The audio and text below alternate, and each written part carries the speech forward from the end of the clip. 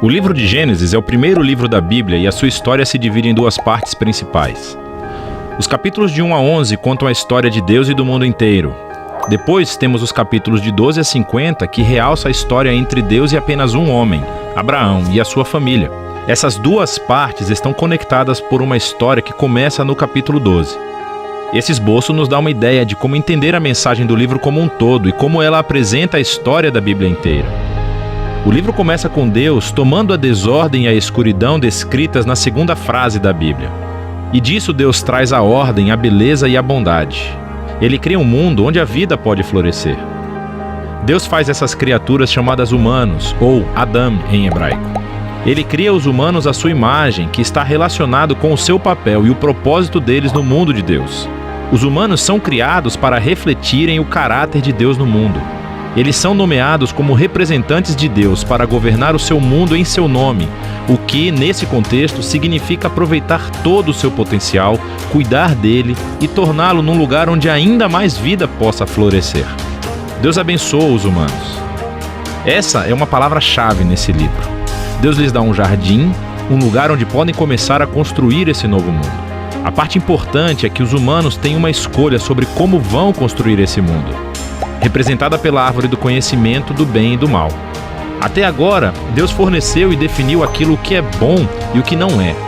Mas agora Deus está dando aos humanos a dignidade e a liberdade de escolher. Será que eles vão confiar na definição de Deus para o bem e o mal? Ou vão buscar autonomia e definir bem e mal por conta própria? É um risco muito grande. Rebelar-se contra Deus é abraçar a morte, porque você está se afastando do próprio doador da vida. E isso é representado pela árvore da vida. No capítulo 3, uma figura misteriosa, a serpente, entra na história. A única coisa que sabemos sobre a serpente é que ela é uma criatura que Deus fez. Torna-se claro que é uma criatura em rebelião contra Deus. Ela quer levar os humanos à rebelião e à morte. A serpente conta uma história diferente sobre a árvore e a escolha. Ela diz que buscar conhecimento sobre o bem e o mal não trará a morte, mas sim irá garantir a vida e se tornarão como Deus. Agora, isso é uma ironia trágica porque sabemos que os humanos já são como Deus. Foram feitos para refletir a imagem de Deus. Em vez de confiar em Deus, os humanos buscam a própria autonomia. Eles escolhem o conhecimento do bem e do mal para si e, instantaneamente, toda a história fica fora de controle. A primeira perda acontece nas relações humanas. E, de repente, o homem e a mulher entendem o quão são vulneráveis. Eles não podem nem confiar um no outro. Eles fazem roupas e se escondem um do outro. A segunda perda acontece na intimidade entre Deus e os humanos. Eles correm e se escondem de Deus. Quando Deus os encontra, eles começam um jogo de culpar um ao outro sobre quem iniciou essa rebelião. E nesse momento a história para. Há uma série de poemas curtos nos quais Deus declara, primeiro para a serpente e depois para os humanos, as consequências trágicas dos seus atos.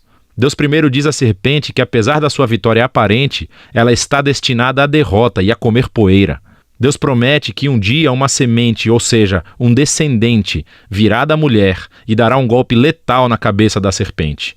O que parece uma ótima notícia, mas essa vitória terá um custo, pois a serpente também dará um golpe letal no calcanhar do descendente, enquanto está sendo esmagada. A promessa desse guerreiro ferido é misteriosa. Mas no fluxo da história até então, você vê isso como um ato de graça de Deus.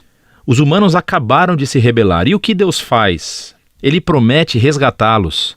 Mas isso não elimina as consequências das decisões do ser humano. Deus informa que agora os aspectos da sua vida conjunta, tanto na vida em casa como no trabalho, serão cheios de tristeza e dor por causa da sua rebeldia, o que levará à morte. E a partir daqui, a história só piora. Os capítulos 3 a 11 traçam o efeito crescente da rebelião e das relações humanas fraturadas em todos os níveis. Há uma história sobre dois irmãos, Caim e Abel. Caim tem tanta inveja do seu irmão que quer matá-lo. Deus adverte Caim que não caia na tentação, mas ele faz isso de qualquer maneira. Ele mata o seu irmão no campo. Caim então constrói uma cidade onde reinam a violência e a opressão. Tudo isso culmina na história de Lameque. Ele é o primeiro homem da Bíblia a ter mais de uma esposa. Ele as acumula como sua propriedade. E entoa uma breve canção sobre como ele é ainda mais violento e vingativo do que Caim. Depois disso, temos uma história estranha sobre os filhos de Deus, que poderia se referir a seres angelicais do mal ou aos antigos reis que alegavam descender dos deuses. Como Lameque, eles adquiriram tantas esposas quanto quiseram e geraram os Nefilim, grandes guerreiros dos tempos antigos. Qualquer que seja a interpretação correta, o ponto principal é que os humanos estão construindo reinos que enchem o mundo de Deus com violência e ainda mais corrupção. Em resposta a essa corrupção, sabemos que Deus está profundamente triste. A humanidade está destruindo o seu belo mundo e se destruindo uns aos outros. Então, num ato ímpeto de proteção da bondade que existe no seu mundo, Deus limpa a maldade humana com um grande dilúvio.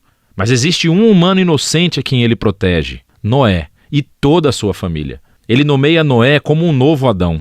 Ele repete a bênção divina e envia Noé pelo mundo afora. Mais uma vez, temos grandes expectativas, mas Noé falha, também num jardim. Ele vai e planta uma vinha e fica bêbado até perder os sentidos. Então, um de seus filhos, Cam, faz algo vergonhoso ao seu pai na tenda. Aqui temos o nosso novo Adão, nu e envergonhado, justamente como o primeiro. E novamente tudo piora. O que leva à fundação da cidade da Babilônia.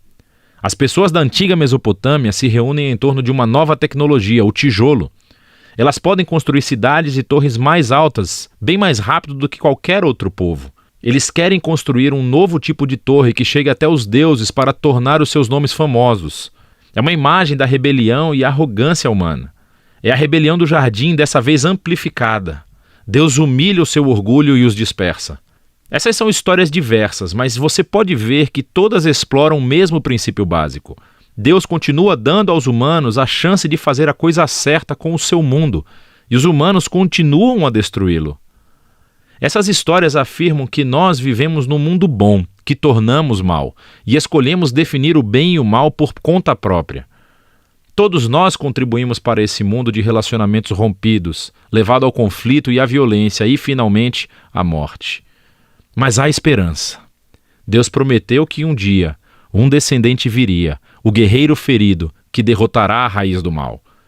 Apesar da maldade humana, Deus está decidido a abençoar e a salvar o seu povo. Então a grande questão é, claro, o que Deus vai fazer? E a próxima história é o elo onde encontramos a resposta. Mas por enquanto, é disso que tratam os capítulos de 1 a 11 do livro de Gênesis.